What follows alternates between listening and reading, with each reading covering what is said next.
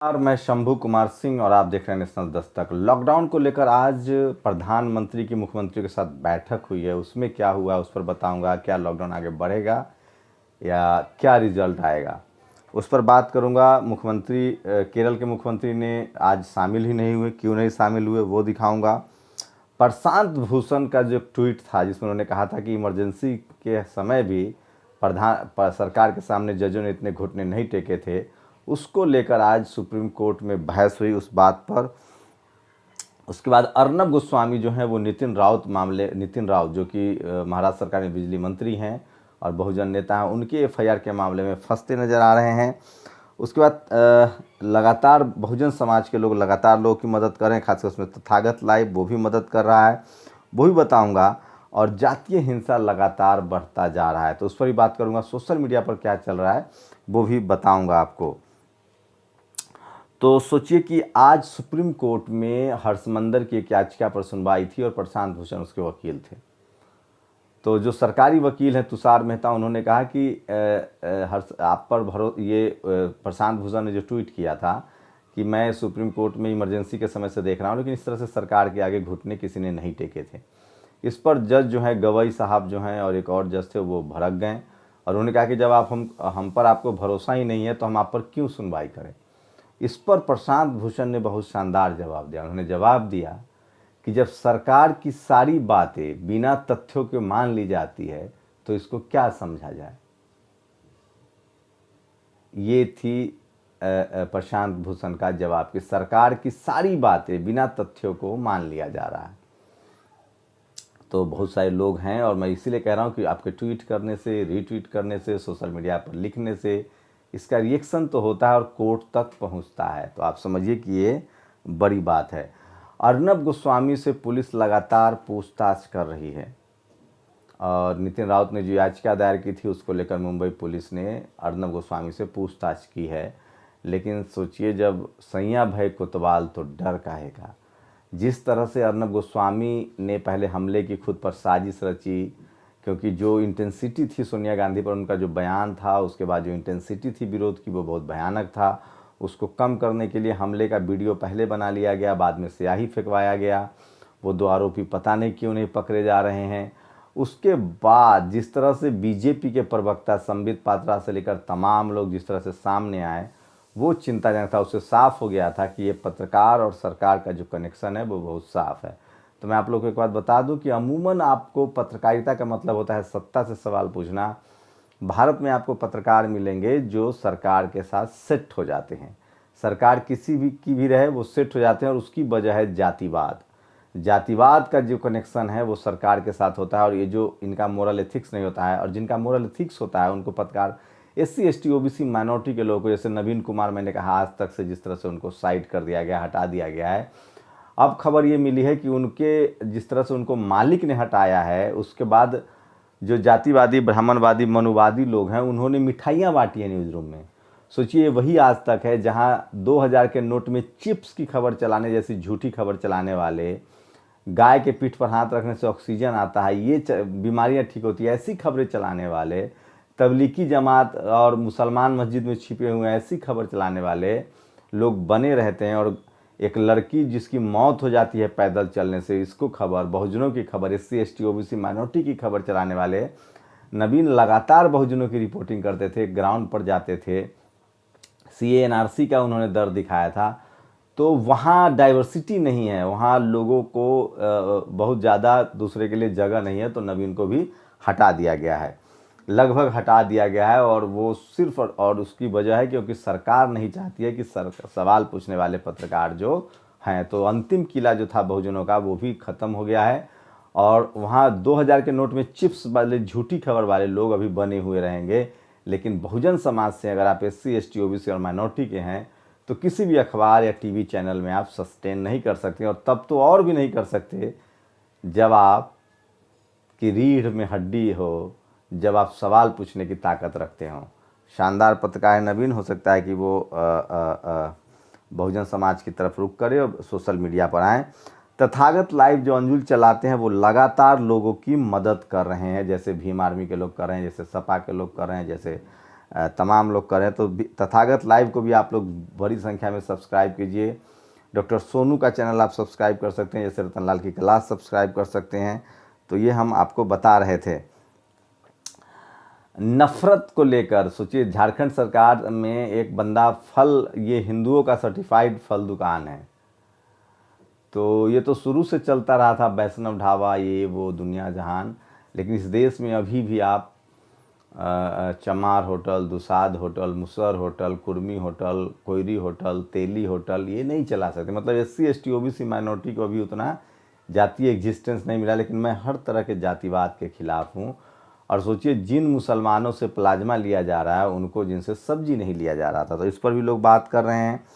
और केरल के CM ने जिस तरह से विरोध किया है लॉकडाउन को लेकर, सरकार को लेकर बहुत आलोचना हो रही है। लॉकडाउन पर अंतिम 3 मई तक लॉकडाउन है। अभी बहुत बुरी हालत है देश भर में। मेरे पास बहुत सारे वीडियो अब आ गए हैं, मैं कल से लगाना भी शुरू करूंगा कि भूखमरी के लोग शिकार हैं। फ़ोन आ रहे हैं, कहीं मदद नहीं पहुंच रही सरकारी, और इसी को लेकर लोग मजाक उड़ा रहे हैं कि ये सरकार कर क्या रही है। RBI से पैसा ले रही है, जनता से पैसा ले रही है, लोगों की देखभाल जनता करेगी, PPE नहीं है, किट नहीं है, मेडिकल फैसिलिटी नहीं है, तो आखिर ये पैसे जा कहाँ रहे। तो सरकार से सोशल मीडिया पर ज़्यादा सवाल लोग पूछ रहे हैं। तो 3 तारीख वाला अभी तो अनाउंसमेंट ये नहीं करेंगे, लेकिन हो सकता है कि कुछ चीज़ें बेहतर की जाए, कुछ हो सकता है कुछ रियायत हो। और लेकिन लॉकडाउन को लेकर जो है कुछ रिपोर्ट्स ऐसी आई है कि 15 अगस्त से पहले कोरोना पूरी तरह से जाएगा नहीं और अभी मामला बढ़ेगा। लेकिन सरकार एक नई कोशिश कर रही है। सरकार की कोशिश है कि ज़्यादा संख्या में केसेस छुपा लिए जाएँ, आंकड़े छुपा लिए जाएँ। खासकर गुजरात में आंकड़े छुपाए जा रहे हैं, टेस्ट कम कर दिया गया है, वहाँ संख्या कम है। वहीं नमस्ते ट्रंप हुआ था तो वहाँ सबसे ज़्यादा मामले आ रहे हैं, तो वहाँ जो है वो सबसे कम हो रहा है। तो ताबूत, सोचिए घोटाला की बात आई है कि ताबूत पर कमीशन लेने वाले के नए 245 रुपये की टेस्टिंग किट जो है वो विदेश से मंगवाई जा रही है और 600 रुपये में बेचा जा रहा है ICMR को। तो समझिए कि दिल्ली उच्च न्यायालय ने ये सवाल उठाए हैं। आगरा मॉडल को लेकर अखिलेश ने कहा है कि आगरा मॉडल को जो तारीफ की जा रही थी, वहाँ मुख्यमंत्री द्वारा बहुप्रचारित कोरोना से लड़ने का आगरा मॉडल मेयर के अनुसार फेल होकर आगरा को वुहान बना देगा। न जांच, न दवाई, न बीमारियों के लिए सरकारी या प्राइवेट अस्पताल, न जीवन रक्षक किट, और उस पर भी क्वारंटाइन के सेंटर्स की बदहाली। तो ये लगातार है। सर्वे में आया है कि हाईकोर्ट के 50% और सुप्रीम कोर्ट के 33% जज जो है वो चंद घरानों के बेटे भतीजे हैं। आज तक चैनल यह झूठ फैला रहा है कि वैश्विक नक्शे पर कोरोना से लड़ने वाले बड़े योद्धा मोदी है, जबकि सच है कि मोदी अपनी असफलताओं को छुपाने के पहले कोरोना को सचेतन फैलने दिया। कोरोना फैलता रहा और साहब नमस्ते ट्रंप दिल्ली में दंगा, मध्य प्रदेश में सरकार बनाने जैसे कामों में लगे रहे। मरीजों की तादाद काफ़ी बढ़ गई है और तानाशाह की तरह लॉकडाउन का फैसला देश पर लाद दिया गया है। तो ये लगातार शानदार ये सवाल जो पोस्ट लोग लिख रहे हैं। पिंकी सराहिया ने कर्मकांड पर लिखा है कि मौत तो टाली नहीं जा सकती, 13वीं भोज के लिए उपाय तो निकालना ही पड़ेगा। संक्रमण काल में घर में भोजन कराने में दिक्कत आ रही है, ऐसे में गाय को भोजन कराने के बाद ऑनलाइन दान दक्षिणा देकर भी गृह शुद्धि हो सकती है। पंडित हरिद्वार शुक्ल ने ये सुझाव दिया है। तो मन की बात सुन ली, अब जमीन पर क्या हो रहा है वो सुन ले। ब्रजेश मिश्रा टीवी पत्रकार का ट्वीट है। मेरठ में खतरनाक लापरवाही, कोरोना पीड़ित बुजुर्ग की मौत हो गई, कई दिनों तक चक्कर लगाता रहा टेस्ट को लेकर। तो ये लगातार जो है वो लोग जो हैं वो सोशल मीडिया पर लिख रहे हैं। इंडियन रेवेन्यू सर्विसेज के 40 अधिकारियों ने सरकार को कोविड-19 से लड़ने के लिए 23 अप्रैल को एक सुझाव सबमिट किया था कि सुपर रिच लोगों से 30% टैक्स लगा हो, उसे 40% कर दिया जाए।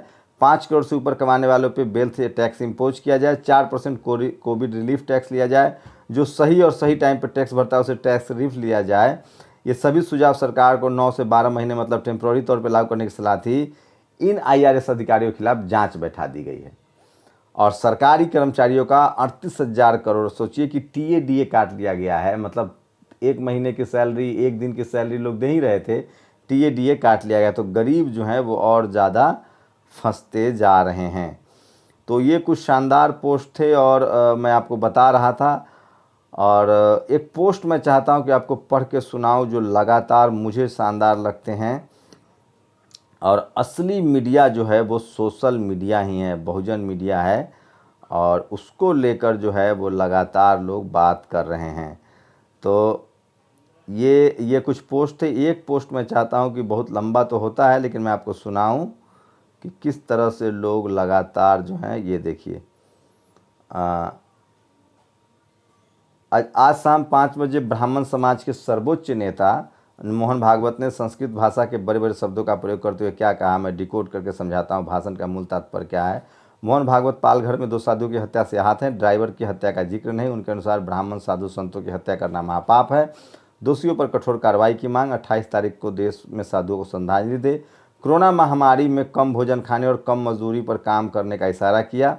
भारतीय संस्कृति पर समाज को चलाने की मांग की। इसका अर्थ है ब्राह्मण का ज्ञान देगा, क्षत्रिय रक्षा करेगा, वैश्य लूटेगा, धोबी कम पैसे में कपड़ा धोएगा, चमार कम पैसे लेकर मरे हुए जानवर फेंकेगा, अहीर भैंस चराएगा, वाल्मीकि समाज कूड़ा करकट साफ करेगा और इस प्रकार सभी अन्य जातियों आधारित काम कम पैसे कम में करके समाज में अपना योगदान बलिदान देगा। कोई राहत पैकेज की मांग नहीं की। किसान मजदूर और गरीब का कोई जिक्र नहीं किया, सिर्फ भाषण दिया। तो इस तरह से लगातार जो है लोग जो है ना वो अपनी बात रख रहे हैं और शानदार काम जो है वो सोशल मीडिया लोगों को लगातार कर रहा है। सच बताना, लॉकडाउन के आज 31 दिन में आपका सांसद या आपका एमएलए कभी आपके घर कॉलोनी के एरिया में आपके समाचार जानने आया क्या? तो ये सवाल लगातार लोग पूछ रहे हैं। और एक लास्ट ट्वीट से मैं करूंगा कि सवर्णों के 10% आरक्षण के खिलाफ याचिकाएं लंबित हैं, उनकी सुनवाई भी नहीं हो रही है। सवर्ण ईवीएस आरक्षण पर स्टे भी नहीं लगा, लेकिन 20 साल पुराने केस में आदिवासियों के आरक्षण के खिलाफ सुप्रीम कोर्ट ऐसे समय फैसला देता है जब आप विरोध भी नहीं कर सकते। देश अर्नब में उलझा है। तो ये लगातार सोशल मीडिया पर जो है वो लगातार लिख रहे हैं। और मिश्रा जी जो कहा गया है कि 270 साल से गरीब ही आरक्षण का फ़ायदा उठा रहा है, अमीर आरक्षण का फ़ायदा उठा रहा है। उसी पर प्रशांत कनौजिया लिखते हैं, मिश्रा जी को आरक्षण से दिक्कत है लेकिन कॉलेजियम पर कुछ नहीं बोलते, क्योंकि कॉलेजियम न होता तो जज कैसे बनते। ये आपस में बेटा भतीजा दामाद को जज बनाते हैं। अदालत है या कोई 200 परिवारों की पंचायत। तो इस तरह से लगातार लोग ट्वीट कर रहे हैं। और एक और खबर आई है कि मोदी जी जो मन की बात करते हैं, आरटीआई अनुसार मोदी जी के मन की बात पर एक दिन में 8.3 करोड़ खर्च होता है। नरेंद्र मोदी जी कृपया ये सब बंद कर दे, क्योंकि जिस देश में लोग भूख से मरते हो, सोचिए 8.3 करोड़ खर्च होता है। और ये तो बहुत ही शानदार है। और एक और पोस्ट नीरज भाई पटेल ने शेयर किया है, मैं चाहता हूं कि आप उसको सुन ले। बहुत ही तार्किक और विचारणीय पोस्ट है। कृपया भक्तगण अंत तक न पढ़े, उनके पेट में मरोड़ उठ सकता है। पर घर में बंद कौन रहे? जनता। सोशल डिस्टेंसिंग का पालन कौन करे? जनता। बचाव के लिए मास्क और सैनिटाइजर कौन खरीदे? जनता। दान कैसे कौन करे? जनता। बुजुर्गों का विशेष ध्यान कौन रखे? जनता। आसपास के गरीबों का ध्यान कौन रखे? जनता। पीएम केयर फंड में कौन पैसा डोनेट करे? जनता। दुकान के नौकर का वेतन कौन न रोके? जनता। काम वाली और मालिक का पैसा कौन न काटे? जनता। किराएदार से किराया कौन न ले? जनता। आर्थिक मदद के लिए महंगाई भत्ता कौन कटवाएगा? जनता। अपने घर से हजारों किलोमीटर दूर कौन फंसा है? उत्तर, गरीब जनता। अब अंधभक्तों का जवाब सुनिए। कोरोना से जंग कौन लड़ रहा है? मोदी जी। कोरोना से लड़ने का सबसे कामयाब प्रधानमंत्री कौन है? मोदी जी। दुनिया का सबसे ताकतवर नेता कौन है? मोदी जी। तो ये लगातार लोग जो हैं वो ट्वीट कर रहे हैं। और भारत में जो टेस्टिंग का रफ्तार है वो पाकिस्तान, श्रीलंका, फिलीपींस से भी कम है। तो ये देखिए, मैं और एक पोस्ट जो मुझे शानदार लगा था, मैं चाहता था कि उसको पढ़ के सुनाऊं। ये देखिए, फ्रांस में प्राइवेट सेक्टर में जिन लोगों को कंपनियां वेतन नहीं दे पा रही है उसको सरकार वेतन दे रही है। दुकानदारों को रोजी रोटी चलाने का मासिक खर्चा दिया जा रहा है। यूरोप के करीब सभी देशों ने यह रणनीति अपनाई है। भारत में पर्याप्त राशन है। यहाँ रेल को क्वारंटाइन बेड बनाने में भाई लोग पैसा बना रहे हैं। सामान की कालाबाजारी हो रही है। इतना ही नहीं, प्रधानमंत्री लोगों को कोरोना से बचाने के लिए पब्लिक से ही भीख मांग रहा है, जो पब्लिक पहले से ही तबाह है। प्राइवेट तो छोड़िए, सरकार ने अपने कर्मचारियों का पैसा ही काट लेने की घोषणा कर दी है। अर्थव्यवस्था की तो कोरोना के पहले ही बैंड बजी हुई थी। बेरोजगार लौंडे अपने सरकारी कर्मचारी मोदी भक्ति में लगे थे। कंपनियां डूब रही थी, बैंक दिवालिया हो रहे थे, सरकारी कंपनियां बेची जा रही थी। भाजपा के हर जगह आलीशान कार्यालय बने। अब जब आपदा आई है तो छाड़े खाने चित हो गए। तो ये सारे लोग जो हैं वो शानदार पोस्ट लिख रहे हैं और मैं आपको पढ़ा रहा था। और इसी साल 22 फरवरी को एक सम्मेलन में सुप्रीम कोर्ट के जज अरुण मिश्रा जी पर मैंने ये पोस्ट आपको पहले भी पढ़ के सुना दिया है। एक और मैं पोस्ट ढूंढ रहा हूँ जिसमें बहुत शानदार तरीके से लोगों ने लिखा है कि गुजरात मॉडल पर लोग सवाल कर रहे हैं। लेकिन जो मेरा पोस्ट है वो किस तरह से सरकार जो है वो सिर्फ और सिर्फ जनता से मांग रही है, सरकार अपने तरफ से नहीं कर रही है। तो वो एक शानदार पोस्ट है जो मैं चाहता हूँ आप लोग के साथ शेयर करूँ, क्योंकि वो बहुत लॉजिकल है। आपको सारा काम जनता के भरोसे छोड़ दिया गया है और कहीं से कोई आवाज़ नहीं है। सरकारी मदद अगर आपको मिली है तो वो ज़रूर बताइए। स्टेट सरकार से और पीएम केयर फंड को लेकर लगातार सवाल हो रहे हैं, उसके ऑडिट पर सवाल उठ रहे हैं। और लगातार जिस तरह से टीए काटा जा रहा है, सरकारी कर्मचारियों के पैसे काटे जा रहे हैं, एक दिन की तनख्वाह उनसे हर महीने ली भी जा रही है। तो ये पोस्ट शायद है। चलिए लास्ट, घर में बंद कौन रहे? जनता। सोशल डिस्टेंसिंग का पालन कौन करे? जनता। दान कौन करे? जनता। मुक्त पशु पक्षियों को मुक्त दाना पानी कौन दे? जनता। आसपास के गरीबों का ध्यान कौन रखे? जनता। पीएम केयर फंड में पैसा कौन डोनेट करे? जनता। दुकान के नौकर का वेतन कौन न रोके? जनता। काम वाली और माली का पैसा कौन न काटे? जनता। किराएदारों से किराया कौन न ले? जनता। समय पर ये ईएमआई कौन चुकाए? जनता। परंतु कोरोना से जंग लड़ रहा है उत्तर मोदी जी। तो ये इस तरह के पोस्ट जो हैं वो लगातार चल रहे हैं। और एक और आप लास्ट में पढ़ लीजिए, ये बहुत ज़रूरी है, उसके बाद ख़त्म करेंगे, लंबा हो गया है।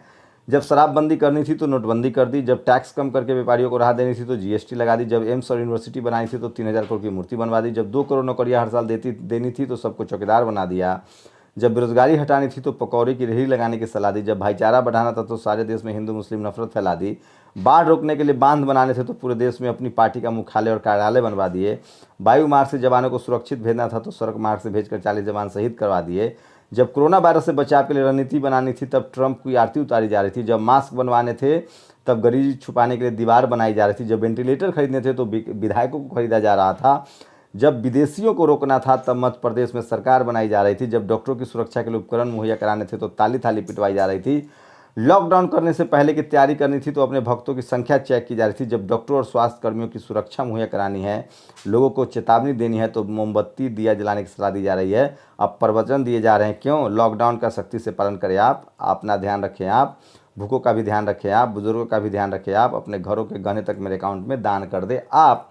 तो बताओ आपको प्रधानमंत्री किस लिए बना दिया है? सरकार की नाकामी पर बात करो तो कहते हैं कि संकट इसकी इस घड़ी में राजनीति मत करो। राजकिशोर प्रसाद सिंह ने लिखा है, पीएम केयर्स फंड की सरकारी ऑडिटर्स नहीं करेंगे जांच, सूत्र मोदी है तो मुमकिन है।